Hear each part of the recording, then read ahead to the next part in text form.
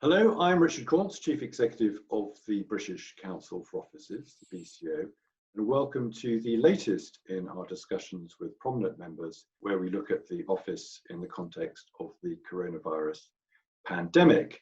Now, this week's theme brings together journalism and architecture, and where better to turn than an exceptionally good friend of the BCO, Paul Finch. So welcome, Paul. Welcome.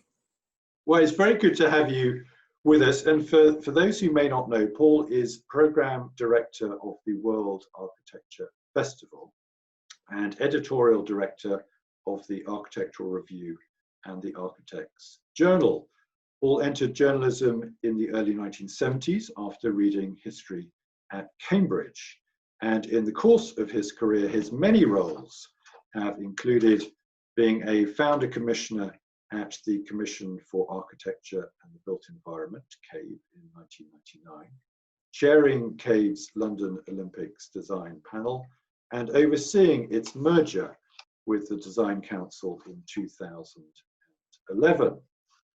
Paul was awarded an OBE for services to architecture in 2002, and is an honorary member of the BCO, a very rare distinction, and I think I can safely say Paul has probably forgotten more about architecture than most of us will ever know. So welcome again, Paul. It's very good to have you with us, and I'll jump straight to questions if I may. And to kick off, how great a challenge, Paul, do you think the coronavirus pandemic presents to the architectural profession? Well, it certainly presents huge challenges because most architects are in business and they will be affected by the economic consequences of the virus, no doubt for perhaps 2-3 years, perhaps longer, depending on how the UK and the world economy goes. On the other hand, I think there are some silver linings to this enormous cloud, and architects are by nature optimistic. In a sense, they have to be. Everything they do is about the future. I think they tend to come at these things with a can-do approach, and how do we cope with the problem? So not to underestimate the scale of the problem and the challenge, but on the other hand, there are clearly some areas of work for architects and designers which will be new for them. No, that's fascinating, Paul, and that optimism and the challenge brings me neatly to the next question, which is about something that we obsessed about for a long time, but has really fallen away in the pandemic, and that's Brexit. And many in the profession were very concerned that Brexit would deter talented architects from working in Britain. But we've now, of course, have left the European Union, and the pandemic has perhaps made a trade deal at the end of this year's transition period less likely. So, Paul, do you think those who were worried, should they still be worried?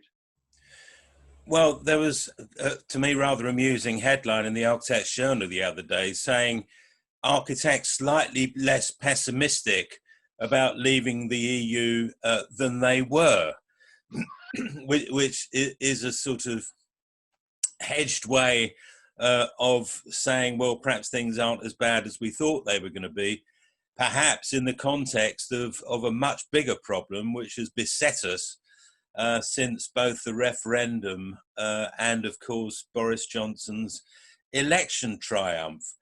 I think it's a bit difficult to know exactly where architects stand as a whole on this subject, because the people who've made the most noise were Remainers, but I would say they were a sub-branch of Remainers who took particular pleasure in attacking Leavers, so that you had a very vociferous minority of the profession shouting the odds, as it were. I think in all fairness, a lot of architects were worried, as half the population were, at least half the population. The proportion of architects who depend on the EU for a livelihood is frankly very small. And I think when people think about this, a lot of the fears that were being raised that we would never be able to recruit architects from outside this country were absolute nonsense from day one. And of course, if you look at all the big international practices in London, if you walk in, it's like the United Nations. It's not limited to architects from the EU. And as a simple observation, the proportion from the EU have been going up in recent years.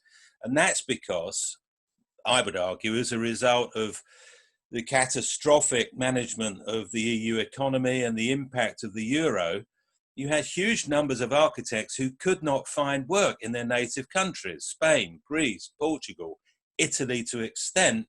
And of course, they came over to London. And some practices, I think, welcomed them not only with open arms because they were skillful, but also because, needless to say, the arrival of all this labour, I would say, suppressed costs.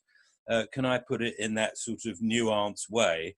And I'm afraid to say that I think some people who were screaming and shouting about never being able to employ a Spanish architect again were not only wrong about that, but they were also slightly disguising the fact they liked having highly skilled people, and they were not paying highly skilled salaries.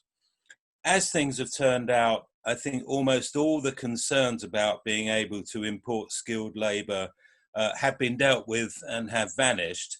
And I would be immensely surprised if going around London in the next 2 or 3 years, we don't see just as many architects from countries all the way across the world, and certainly beyond the borders of the EU.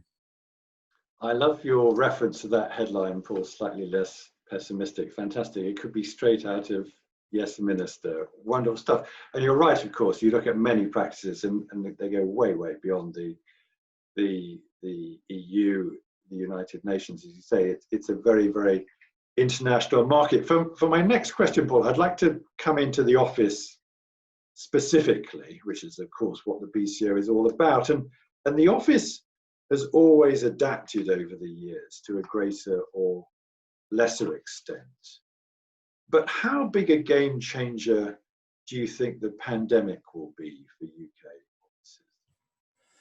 Well, I think that all I can say, I mean, this is sort of quasi-professional guesswork.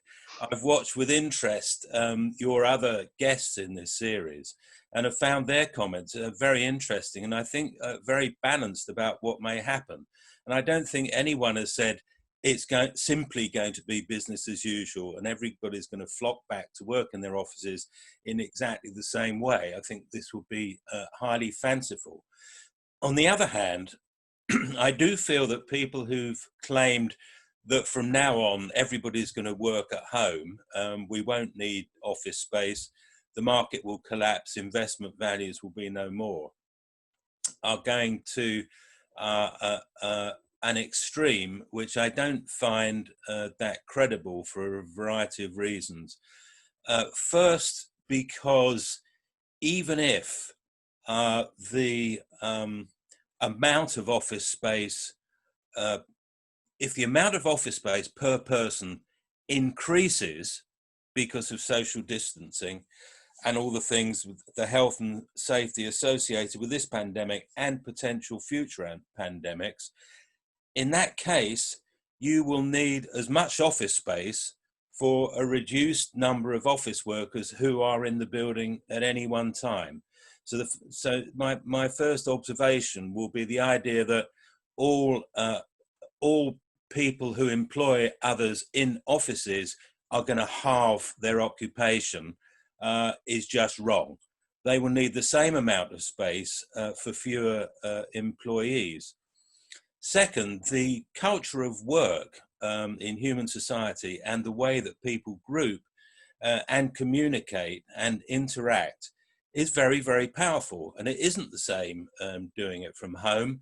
And if it feels, hey, this is nice, that's partly because all the groups working together at the moment online, or most of them, have all worked in offices together before. In other words, it's talking to known colleagues with whom you have had normal human interactions in the past. And I think there's a very big difference between teams who know each other working together online, as opposed to people who've never met, have never had a drink, have never had a lunch, have never been to someone's leaving party, have never had that convivial way of life of which the office is very much a part. So I think things are bound to change significantly. But I think actually the BCO and some of the research it's sponsored is sort of ahead of the game on this. For example, in Copenhagen, there was a very interesting presentation by Andrew Chadwick and Jeremy Melvin about what they call space-time architecture and the concept of the square foot hour almost being a unit of currency by which you measure the intensity of use of an office, the number of people in at any one time, and that time could vary a lot. And it's not exactly the same as a WeWork model, which is it's a head lease model and multiple tenancy. Rethinking the relationship between space and time and occupation and how you charge for it, I think is one of the things that may come out of this, and good for the BCO that it sponsored this research, which I think has got legs and will probably go further. I suppose the other point to make is that I'm sure that we'll stop thinking about density in two ways, and we'll use two different words. I mean, density in terms of floor area ratio is a mathematical way of describing the relationship of built form to its site, particularly if it's a tall building. But it can also mean density of occupation, you know, how many people to a floor, but more specifically, probably in the world of facilities managers and quantity surveyors, how many square feet do you give these poor office slaves? And if you've got more than 70, it's regarded as luxury. Well, I think that's completely going to change because of COVID-19. And I think what we're going to be talking about is intensity of use in an office. In other words, intensity will be about people and density will be about floor area. And the critical thing for facilities managers and everybody concerned with the health and well-being of their employees is, how do you deal with intensity? What's the desirable level? And do our offices actually accommodate for this in a proper way? That's why there'll be lots of work for architects and interior designers, making sure that this great facility, the office, is optimized.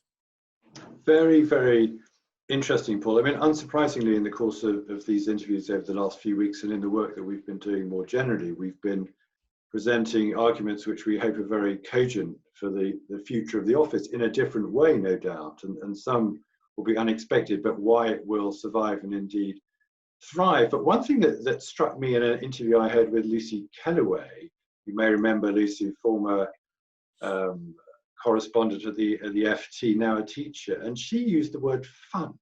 And frankly, being in an office is a lot more fun for most of us than being at home all of the time. And I think that has been lost in a lot of this because there's been understandably a great deal of technical debate, but simply that social interaction and being with other people is more fun. And that's what an office does. I'd like to continue the theme, Paul, and look at quality. Now, the quality of UK office design is exceptionally high and improves year on year. What can Britain and its architectural talent offer the rest of the world? Well, I think the first thing to say about that is the one reason we have a thriving architectural office design culture is the relationship between architects and engineers. I think there's much more open discussion, much more kind of equality of status between great structural engineers, now great environmental engineers, and the architects who are working with them to create whole environments.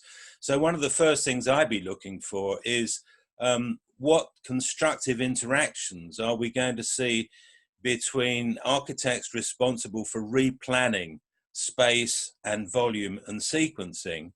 And for example, service engineers who are going to be responsible in a new way for the quality of the air, which is in those volumes. So that's one thing. And I think that it's a powerful and creative relationship, which is based more on discussion rather than simply saying, that's what I've designed, now it's up to you to make it work. I think there'll be more discussion about, well, what is it that we want to work in the first place?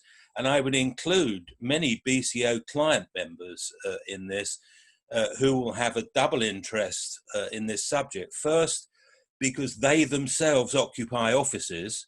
What are they going to do with their own offices?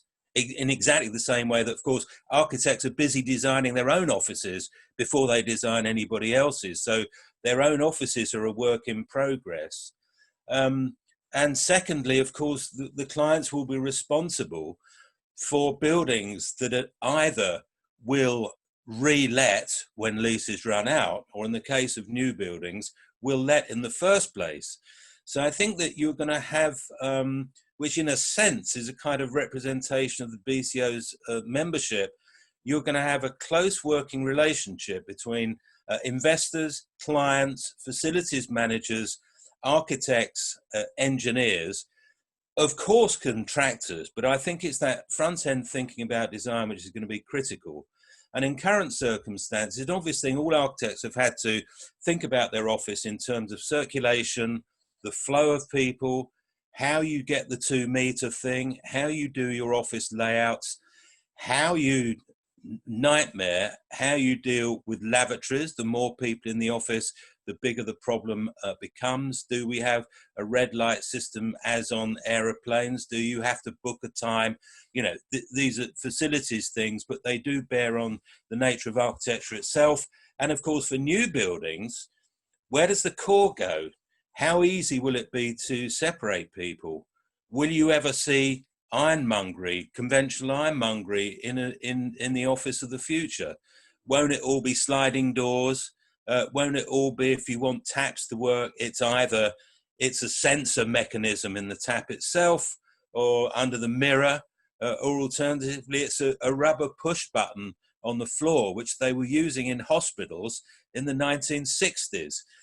So no doubt architects across the world will be thinking about that, not just British architects, but from observation, the intensity and value and construction quality of the best of the office market in the UK is probably ahead of most other countries, maybe not Japan, but certainly the US. So I think there's going to be some very constructive and creative discussions here.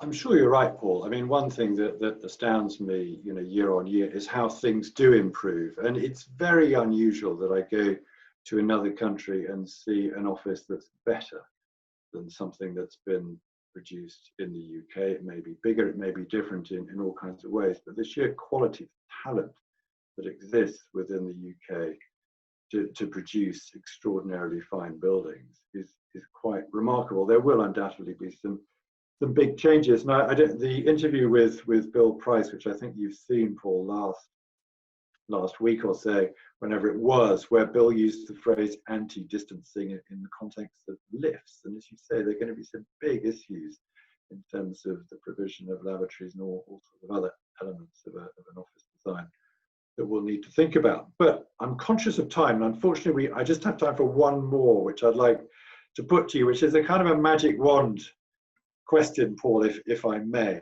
And if you could instantly implement one change in the architectural profession, Paul, what would that be? I would like to see the UK architectural profession do considerably less work, either for nothing or at rates which guarantee a loss. And the reason for that is not to try to make architects prosperous. Some are. Successful practices do very well. But I think the culture that is developed of doing competitions for nothing, working on projects at risk from day one, has had a malign effect on the profession. And in the end, that spills out into the service that clients get, and it spills out into into the wider world at large. So, for example, if architects are doing too much work on a non-profitable basis, what happens is it means that they can't afford to pay people properly, and it's no accident. And I think architects are probably the worst paid, considering the considerable time it's taken them to qualify, of the professions in general.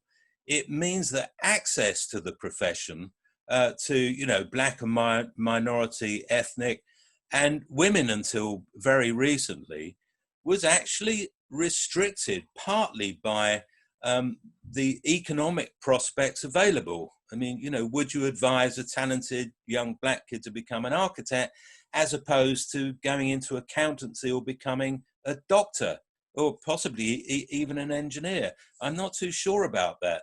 And I think we have to have a culture where architects value their own work, and it's the creative thinking which needs more rewarding than knocking out working details at the end of the process. So I think architects have got to, of course, concentrate on their own competence. But one way of doing that is not to fritter away time on what to me are sometimes futile competitions run by people who don't really expect architecture. They're looking for architecture as a kind of excuse for not making a decision. And they treat architects rather like if you or I got into a cab, assuming social distancing and a nice screen, and saying to the cabbie, well, drive on, cabbie, and I'll let you know in a little while where I think I actually want to go. At that point, you can put the meter on. I don't want architects as such to be like black cab drivers or any other sort of driver. But I think they've got to be realistic about money. Some very, very good points there, Paul, and the vital importance of the architectural profession and indeed all professions and elements of society working to attract the very best in talent. That's the only way that any of them are going to survive and prosper, and everyone should be paid properly for the work that they do and the contribution that they make. It's been absolutely fascinating, Paul. As always, it's an enormous pleasure to talk to you. I'm very, very grateful for your time. I hope that you've all enjoyed this episode as much as I have. And until next time, from Paul and from me, thank you very much and goodbye.